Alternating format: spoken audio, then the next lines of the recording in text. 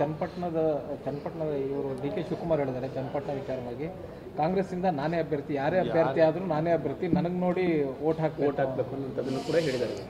ಅವರು ನನ್ನ ತಿಳಿ ಪ್ರಕಾರ ವಿಧಾನಸಭೆ ಅಧಿವೇಶನ ನಡಿಬೇಕಾದ್ರೆ ಹೋದ ಸರಿ ಅವರು ವಿರೋಧ ಪಕ್ಷ ಇದ್ದಾಗ ಕಿವಿ ಮೇಲೆ ಹೂವು ಏಕೊಂಬಂದಿದ್ರು. ಹಾಗೆ ಚನ್ನಪಟ್ಟಣಕ್ಕೆ ಹೋಗಿ ಕಿವಿ ಮೇಲೆ ಹೂವು ಏಕಕ್ಕೆ ಸಾಧ್ಯ ಇಲ್ಲ. ಚನ್ನಪಟ್ಟಣದ ಜನ ಪ್ರಜ್ಞಾವಂತ ಜನ, ಬುದ್ಧಿವಂತ ಜನ. ಅವರು ಸ್ಥಳೀಯವಾಗಿ ಅವರು ಯಾವುದು ಒಳ್ಳೆಯದು ಯಾವುದು ಕೆಟ್ಟದ್ದು ಅನ್ನೋ ತೀರ್ಮಾನವನ್ನು ಮಾಡುವಂಥದ್ದಕ್ಕೆ ಶಕ್ತಿ ಇರ್ತಕ್ಕಂಥದ್ದು. ಮಂಡ್ಯ ಬಗ್ಗೆನೂ ಹಂಗೆ ಹೇಳಿದ್ರು. ಮಂಡ್ಯ ಬಗ್ಗೆ ಏನು ಹೇಳಿದ್ರು? ಇವರು ಡಿ.ಕೆ. ಶಿವಕುಮಾರ್ ಅವರು ಇಲ್ಲಿ ಅವರಿಗೆ ಸೆಕೆಂಡೋ ಥರ್ಡ್ ಪ್ಲೇಸ್ಗೆ ಹೋಗ್ತಾರೆ ಕುಮಾರಸ್ವಾಮಿಯವರು ಅಂದರು. ಕುಮಾರಸ್ವಾಮಿಯವರು ಹೋಗಿದ್ದು 2 ದಿನ ಪ್ರಚಾರಕ್ಕೆ, ಅಲ್ಲಿ 2 ದಿನ.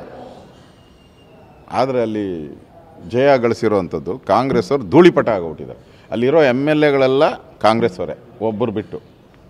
ಅದ್ರ ಧೂಳಿಪಟ ಆಗಿದೆ. ಅದರಿಂದ ಡಿ.ಕೆ. ಶಿವಕುಮಾರ್ ಅವರು ಯಾರ್ಯಾರಿಗೋ ಕಿವಿ ಮೇಲೆ ಹೂವು ಇಕ್ಕಕ್ಕೆ ಹೋಗಬೇಡಿ. ಯಾಕಂದರೆ ನೀವೇ ಹೂವು ಇಕ್ಕೊಂಡಿದ್ದೀರ. ನಿಮ್ಮ ಬೇರೆಯವ್ರ ಮೇಲೆ ಕಿವಿ ಮೇಲೆ ಹೂವು ಇಕ್ಕಕ್ಕೆ ಹೋಗಬೇಡಿ. ಚನ್ನಪಟ್ಟಣ ಜನ ಪ್ರಜ್ಞಾವಂತರಿದ್ದಾರೆ. ನಿಮಗೆ ಕಳೆದ ವಿಧಾನಸಭೆಯಲ್ಲಿ 20,000 ಓಟ್ ಹಾಕಿರೋದು ಅವ್ರಿಗೆ. ಅವ್ರು ಹೇಳ್ತಾರಲ್ಲ ನಾನೇ ಕ್ಯಾಂಡಿಡೇಟು. ಇದೇ ಕಳೆದ ಬಾರಿ MLA ಎಲೆಕ್ಷನ್ನಲ್ಲಿ ಅವ್ರಿಗೆ ಬಿದ್ದಿದ್ದೆ 20,000 ಓಟು.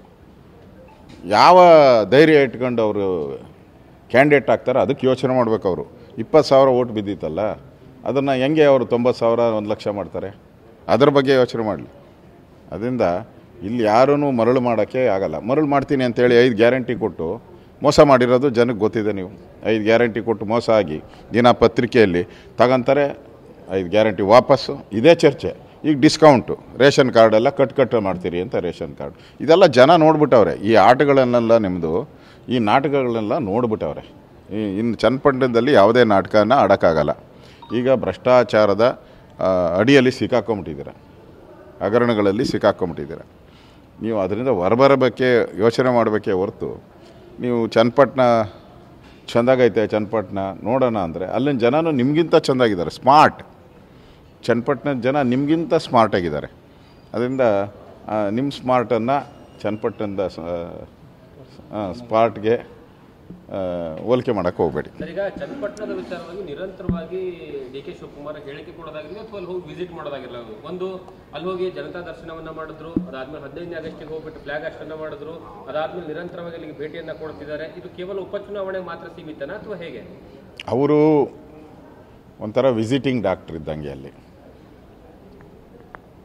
ಎಲ್ಲೆಲ್ಲಿ ಚುನಾವಣೆ ಬರ್ತತೋ ಅಲ್ಲಲ್ಲಿ ಹೋಗ್ತಾರೆ. ಈಗ ಒಂಥರ ಇದು ಆಸ್ಪತ್ರೆಗಳಲ್ಲಿ ವಿಸಿಟಿಂಗ್ ಡಾಕ್ಟ್ರ್ ಹೋಗ್ತಾರಲ್ಲ, ಯಾವಾಗ ಆಪ್ರೇಷನ್ ಇರುತ್ತೆ ಅವಾಗ ಹೋಗ್ತಾರೆ ಅಷ್ಟೇ. ಆಮೇಲೆ ಅವ್ರ ಮನೆ ಕಡೆ ಬಂದು ಮಲ್ಕೊಂತಾರೆ.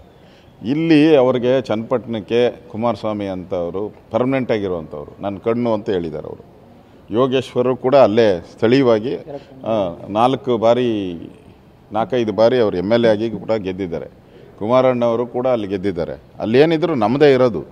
ಕಾಂಗ್ರೆಸ್ 20,000 ಓಟ್ ತೊಗೊಂಡಿರೋದು. ಅದರಿಂದ ಅಲ್ಲಿ ನಡೆಯೋದು ಇವೆರಡೇ ನಾಣ್ಯಗಳು.